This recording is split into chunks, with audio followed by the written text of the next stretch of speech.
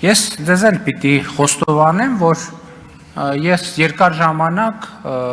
առանձնապես լուրջ չեմ վերաբերվել այդ բոլոր լուրերին, ինչի մասին այսօր ասում եմ, որովհետև դե մտածել եմ մանավանդ այսօր մամուլում ինչի մասին ասես,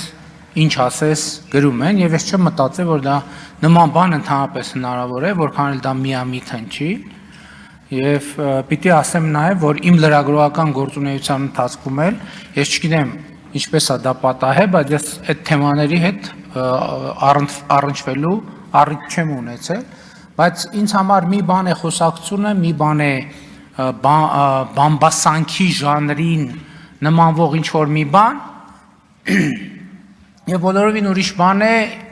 ապացուցելի փաստը։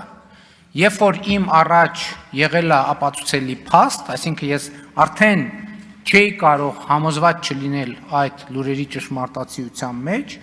որպես հայ առաքելական եկեղեցու հետևորդ,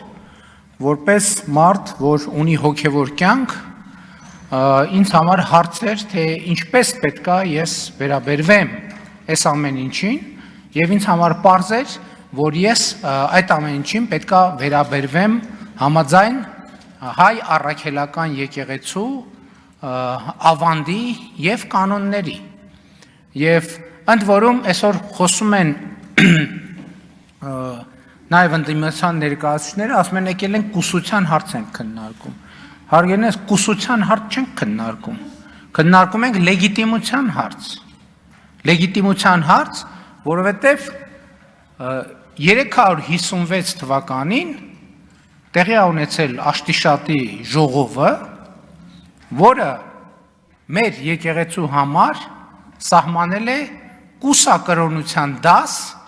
որը պետք է պահի եկեղեցու ավանդը եւ պետք է ղեկավարի եկեղեցին։ Ընդ որում հիմա կուսակրոն քահանաները իրենք ունեն վերադաս աստիճան ամուսնացյալ քահանաների նկատմամբ։ Հիմա ամուսնացյալ քահանաները ամուսնացած մարդիկ են եւ այսինքն ոչ մի վերապահում նրանց չկա, որովհետեւ իրենք իրենց ուխտը չեն խախտել։ Բայց այստեղ հարցը հետեւյալն է, եթե նրանք մի մասը դե ֆակտո ամուսնացած է եւ այլն, եւ կուսակրոնության բերումով ղեկավարում է ամուսնացյալ քահանաներին, բա ինչի է ղեկավարում։ Ընդհակառակը ամուսնացյալ քահանաները այս համատեքստում եւ հոգեվոր եւ բարոյական առումով շատ ավելի բարձր են, որովհետեւ նրանք իրենց հոգեվոր ուխտը չեն խախտել, քան նրանք, ովքեր իրենց հոգեվոր ուխտը խախտել են։ Ընդ որում ես էլի եմ ասում, ես հիմա ինչ գրում եմ եւ ասում եմ, ես այն երկրորդ գիրքը չբերեցի,